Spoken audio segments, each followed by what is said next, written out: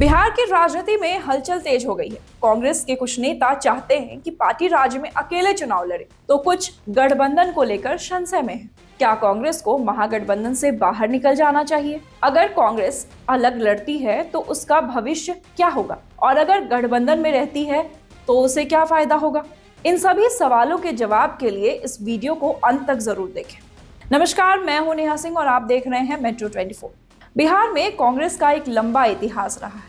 आजादी के बाद कांग्रेस दशकों तक बिहार की सत्ता पर काबिज रही।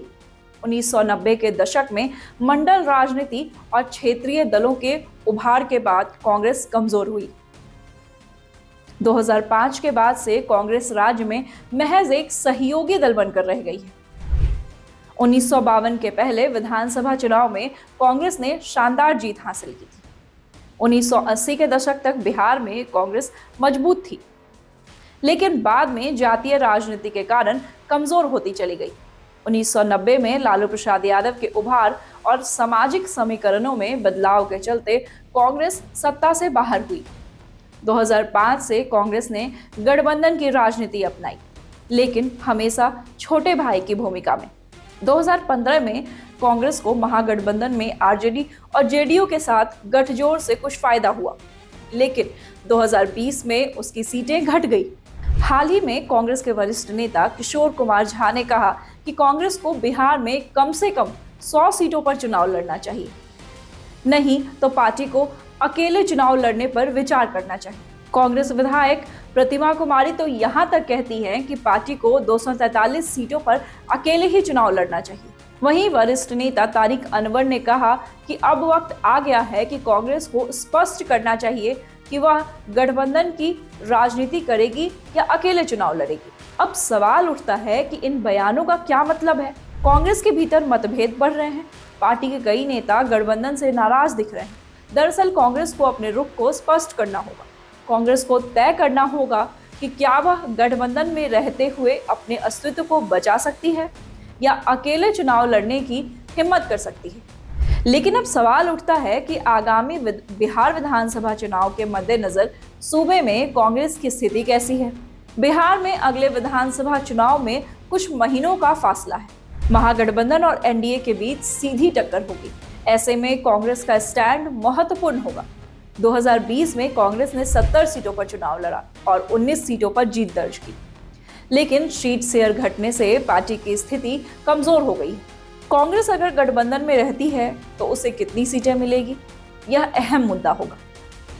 अकेले चुनाव लड़ने की स्थिति में कांग्रेस की सीटें और वोट शेयर और कम हो सकते हैं। तो कांग्रेस के सामने विकल्प क्या है?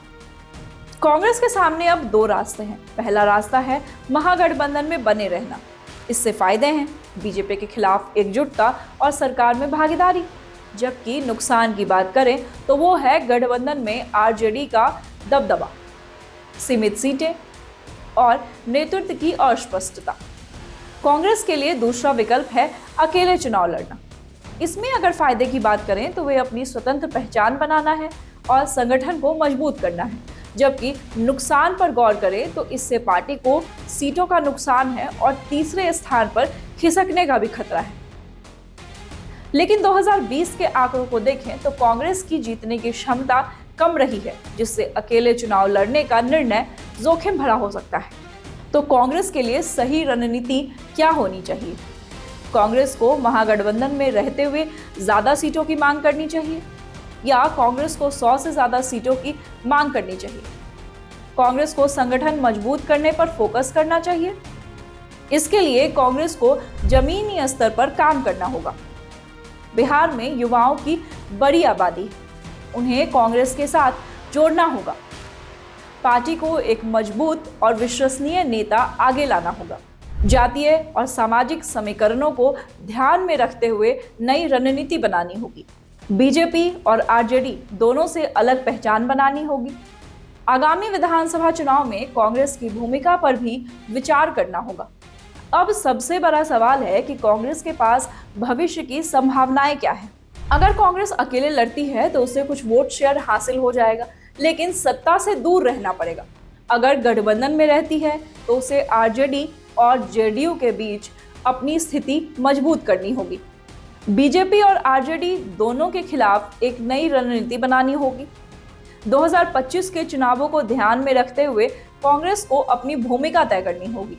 अगर कांग्रेस बिहार में महागठबंधन से अलग होकर चुनाव लड़ती है तो इसका राजनीतिक प्रभाव काफी बड़ा हो सकता है। इसके फायदे और नुकसान दोनों को समझने की जरूरत है। अगर कांग्रेस अकेले चुनाव लड़ती है तो यह महागठबंधन के वोटों में बिखराव पैदा करेगा, जिससे भाजपा और उसके सहयोगी दल को सीधे तौर पर फायदा मिलेगा। बिहार में चुनाव आमतौर पर जातीय समीकरणों पर निर्भर करता है और विपक्ष के वोटों के बंटवारे से भाजपा को सीधी बढ़त मिल सकती है। लेकिन यदि कांग्रेस महागठबंधन से अलग होती है तो उसे अपनी स्वतंत्र पहचान बनाने का मौका मिलेगा। पार्टी को यह दिखाने का अवसर मिलेगा कि वह सिर्फ सहयोगी भूमिका में नहीं बल्कि एक सशक्त राजनीतिक ताकत भी बना सकती है। कांग्रेस जिन सीटों पर मजबूत है वहां वह अपने वोटों का ध्रुवीकरण कर सकती है। खासकर मुस्लिम और ऊंची जातियों के कुछ वर्गों में उसे समर्थन मिल सकता है। कांग्रेस के अलग होने से महागठबंधन यानी आरजेडी, वाम दल आदि के वोटों में भी कमी आएगी। मुस्लिम, यादव और दलित वोट बैंक में बिखराव होगा, जिससे भाजपा को सीधा फायदा मिलेगा। बिहार में कांग्रेस का संगठनात्मक ढांचा कमजोर है और पार्टी का अपना कोई ठोस जनाधार नहीं। अकेले चुनाव लड़ने पर उसे सीमित सफलता ही मिलेगी और उसकी सीटें कम हो सकती है। यदि कांग्रेस अकेले लड़े और खराब प्रदर्शन करे तो उसका राजनीतिक मोलभाव करने की ताकत कम हो जाएगी। महागठबंधन के बड़े दल जैसे आरजेडी भविष्य में कांग्रेस को कम महत्व दे सकते हैं। अगर कांग्रेस अकेले चुनाव लड़ती है तो सबसे बड़ा फायदा भाजपा को होगा, क्योंकि विपक्ष के वोट बट जाएंगे। महागठबंधन को नुकसान होगा और कांग्रेस के लिए भी यह जोखिम भरा दांव होगा। कांग्रेस का जनाधार बिहार में मजबूत नहीं है। हालांकि अगर कांग्रेस अपनी रणनीति को सही ढंग से लागू करती है और स्वतंत्र पहचान बनाने में सफल होती है तो यह उसके लिए भविष्य में फायदेमंद हो सकता है। अब देखना यह होगा कि कांग्रेस क्या फैसला लेती है। आपका क्या कहना है?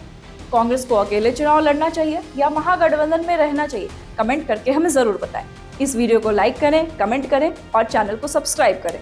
और ऐसे ही एक्सप्लेनर वीडियोस देखने के लिए हमारे चैनल को विजिट करते रहें। नमस्कार।